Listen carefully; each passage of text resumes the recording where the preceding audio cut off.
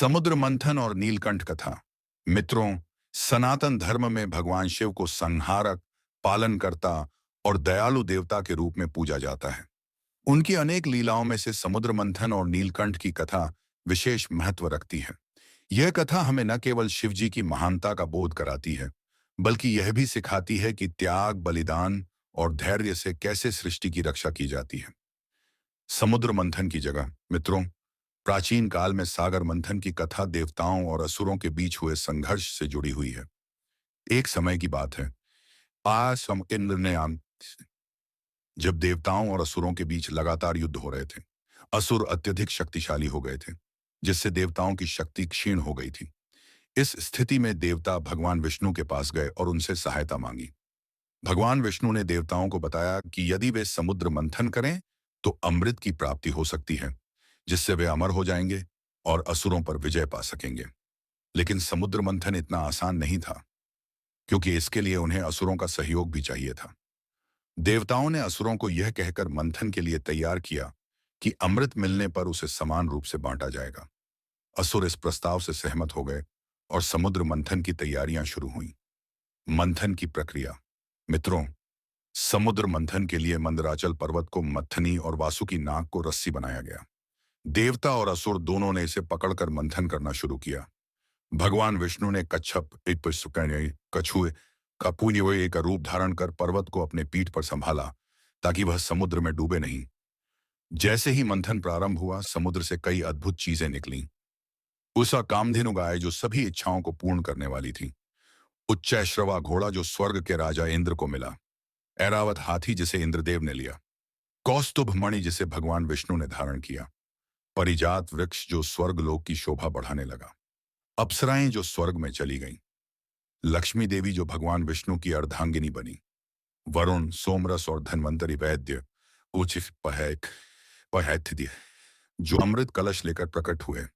मंथन से बहुमूल्य रत्न और अमृत तो निकला, लेकिन सबसे पहले जो वस्तु निकली वह थी हलाहल विष, जो अत्यंत घातक और प्रलयंकारी था। हलाहल विष का उदय और सृष्टि संकट। मित्रों, जैसे ही हलाहल विष समुद्र से निकला, वह ऐतों में अत्यंत घातक और ज्वालामयी था। उसका प्रभाव इतना भयंकर था कि उसकी तीव्रता से पूरी सृष्टि जलने लगी। देवता, असुर, मनुष्य, पशु पक्षी सभी जीव संकट में पड़ गए। देवताओं और असुरों के लिए यह बड़ा संकट था, क्योंकि अगर इस विष को नष्ट नहीं किया गया तो पूरी सृष्टि समाप्त हो सकती थी। विष की गर्मी से जल और आकाश तक जलने लगा, जिससे सभी प्राणी भयभीत हो गए। कोई भी देवता इस विष को ग्रहण करने की हिम्मत नहीं कर सका। तब सभी देवताओं और ऋषियों ने भगवान शिव का स्मरण किया, क्योंकि वे ही ऐसे महादेव थे जो इस विष को धारण कर सकते थे।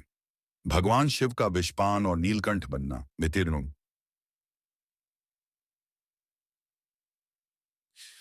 मित्रों, भगवान शिव सदा अपने भक्तों की रक्षा करने के लिए तत्पर रहते हैं। जैसे ही देवताओं ने उनसे प्रार्थना की, वे तुरंत सृष्टि को बचाने के लिए तैयार हो गए। उन्होंने समुद्र मंथन से निकले हलाहल विष को अपने कर कमलों में लिया और बिना किसी संकोच के उसे पी लिया। लेकिन विष को पीना आसान नहीं था। यह विष इतना घातक था कि यह भगवान शिव के भीतर जाते ही उनके शरीर में भीषण अग्नि उत्पन्न कर सकता था। इसीलिए माता पार्वती ने शिवजी के कंठ को अपने हाथों से कसकर पकड़ लिया, जिससे विष उनके गले से नीचे न जा सके। इस विष के प्रभाव से भगवान शिव का कंठ नीला पड़ गया और वे नीलकंठ कहलाए। शिवजी की तपस्या और विष का प्रभाव। मित्रों, विष का प्रभाव बहुत तीव्र था।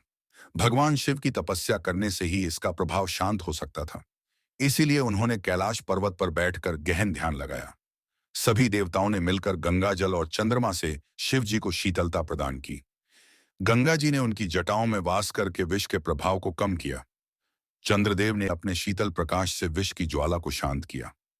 देवताओं और ऋषियों ने शिवजी पर जल चढ़ाया, जिससे उनका ताप कम हुआ।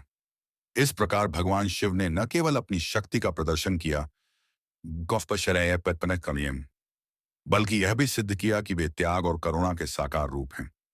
समुद्र मंथन से मिलने वाला अमृत। मित्रों, भगवान शिव के बलिदान के बाद मंथन आगे बढ़ा और अंततः अमृत कलश प्राप्त हुआ, जिसे धन्वंतरी लेकर आए। देवताओं और असुरों के बीच इस अमृत को पाने के लिए संघर्ष हुआ। भगवान विष्णु ने मोहिनी अवतार धारण कर असुरों को भ्रमित कर दिया और अमृत देवताओं को पिला दिया। अमृत के प्रभाव से देवता पुनः शक्तिशाली हो गए और असुरों पर विजय प्राप्त की। शिव जी की करुणा और उनकी महानता। मित्रों, इस कथा से हमें यह शिक्षा मिलती है कि भगवान शिव न केवल संहारक हैं, बल्कि वे रक्षक और पालनकर्ता भी हैं। उन्होंने अपनी जान की परवाह किए बिना संपूर्ण सृष्टि की रक्षा की। वे हमें यह सिखाते हैं कि जब समाज या परिवार पर कोई संकट आए, अहम तो हमें निस्वार्थ भाव से आगे आकर उसे हल करना चाहिए। त्याग और बलिदान की महत्ता। शिवजी ने अपने भक्तों के कल्याण के लिए विषपान किया। धैर्य और सहनशीलता। विष के प्रभाव के बावजूद शिवजी शांत रहे। संयम और कर्तव्य निष्ठा। वे अपने कर्तव्य से पीछे नहीं हटे। शक्ति का सही उपयोग। उन्होंने अपनी शक्ति का उपयोग सृष्टि की रक्षा के लिए किया। भगवान शिव की यह कथा हमें सिखाती है कि सच्चा नायक वही होता है जो अपने सुख दुख की परवाह किए बिना दूसरों की रक्षा करता है।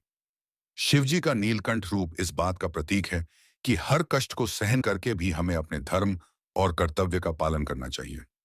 हर हर महादेव।